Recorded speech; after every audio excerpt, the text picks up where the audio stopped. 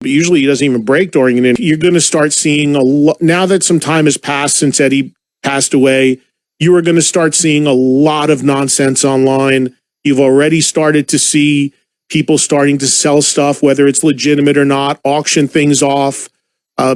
People saying they know things that are going on, and you really, really, really should not buy into anything unless it comes from an authorized, real source, not fan sites, not news sites that are quoting unauthorized sources or anything like that. Or wait till you hear something from the Van Halen family as to what's going on. I was talking to some people over the weekend. We still don't know what, not to be morbid about it, but what the arrangements were for Eddie Van Halen. If he has been laid to rest, what his wishes were, if he's going to be buried somewhere, if he was cremated. I mean, it's been a few weeks now. Has that happened yet? We don't know. And again, we do know Van Halen, an incredibly private camp. But, will it be a public thing? Will it be known where his resting place is, where fans could potentially visit at some point? You see many instances of that with famous people. But there's been nothing. We literally have no idea. And again, it's still fresh and the family's still dealing with it. So I get all that. But there's been no news at all about a funeral, a memorial, anything. And again, challenging, even if they wanted to do something public because of the pandemic. But there's just been nothing. And that's, if you know the history of Van Halen and you know how they operate and how incredibly tight-lipped and private that camp is, that's not at all surprising. But at some point, maybe somewhere down the line, we'll hear if he is laid to rest and there's a monument or memorial in a public place. We did hear that the city of Pasadena, where he grew up, is looking at some sort of tribute, a high school, things like that. But we just have heard nothing definitively on any front from any official sources just yet.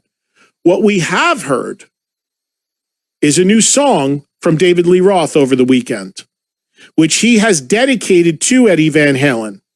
Now, the song itself, to me, is a dedication to the Rainbow Bar and Grill in LA, not necessarily to Eddie Van Halen, but Roth, in the graphic for the lyric video for this song, which is now on YouTube, did write, for Eddie Van Halen, see you on the other side, or something like that.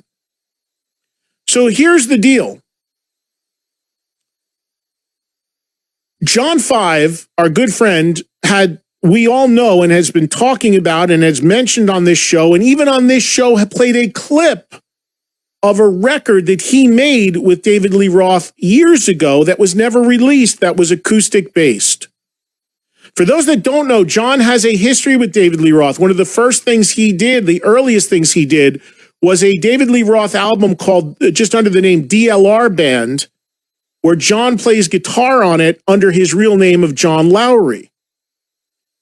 So John made this record that Dave has been sitting on for 5-6 years now, and Roth finally released a track from it in tribute to Eddie Van Halen, although again, the name of the song is Somewhere Over the Rainbow Bar and Grill.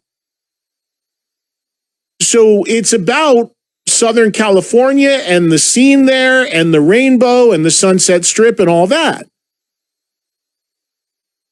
And that's very much the tone of the song, but it's dedicated to Eddie Van Halen, and I'm sure the Rainbow itself in LA is ecstatic that this song exists, and it's because it's very much, to my ears, a tribute to them. Going one further, apparently Roth is doing something called the Roth Project, which is going to be a virtual comic book and will include 5 songs from this record. So he is slowly starting to put some of the material that he made on a largely acoustic record with John 5 out. Now, John, I owe a phone call to, because John called me over the weekend. And as I said, I've been traveling and been slammed, but I need to catch up with him and find out more about this from him and maybe from Roth at some point. But the first new David Lee Roth song, even though it is been around for a little while, is now out. And it's called Somewhere Over the Rainbow Bar and Grill. It does feature John 5 on guitar, and it is indeed very acoustic based, which John said the whole record pretty much is. So as we go to break here, we'll play you some of this in case you haven't heard it and it escaped you over the weekend. A dedication to Eddie Van Halen by David Lee Roth, but a song that's very much about the rainbow and the Sunset Strip. It's called Somewhere Over the Rainbow Bar and Grill. You'll hear some of it now as we go to break here on Trunk Nation. Any streaming service, whatever. That's why we give you little clips here. You know, obviously this is a talk show and it's a talk channel. Occasionally we do play full songs, or even my playlist hour, which was my latest playlist hour premiered over the weekend, the Halloween themed one. So occasionally you get some playlist hour or a full song here or there, but obviously this being a talk channel and show about music, we give you a little taste. And if you want to hear the full song, like anybody can easily just go click anywhere and hear it. That's how it works these days. So as you heard, the song is a total tribute to the Rainbow, which is a place where I do this show from in normal times once a month, a legendary bar restaurant that has nurtured so many in the rock world and still does. One of the biggest rock hangouts on the planet. Many, many, many stories. And that's why I do a monthly show from there when we are not in a pandemic. And Roth wrote this song about the rainbow, which I'm sure, you know, back in the day was a spot for him and Eddie. Probably that's why he made the connection to dedicate it to Eddie, or just his first song out in a long time wanted to dedicate it to Eddie Van Halen. I'm not totally clear about the comic book thing. I'm not a comic book guy. I guess Roth is going to make some comics and put some of the music that he has on this record to the comic. I'm not sure how that's all going to work, but it looks like Dave is, like everybody, finding ways to be creative while he cannot tour. Because remember, during the pandemic, Roth was out opening for Kiss. And prior to that, doing a residency in Vegas. All of that is off the table now. So now he is, you know, like everybody, coming up with other stuff to do until he can get back out on the road whenever that may be. Another note to tell you about here on this Monday, and again, coming up in a matter of minutes, from the band Blackstone Cherry, guitarist Ben Wells will join us. Look forward to talking to him about the band's new album, which is called The Human Condition. It's a really good record. I think it's their 6th album, which is hard to believe because I still think of them as a newer band.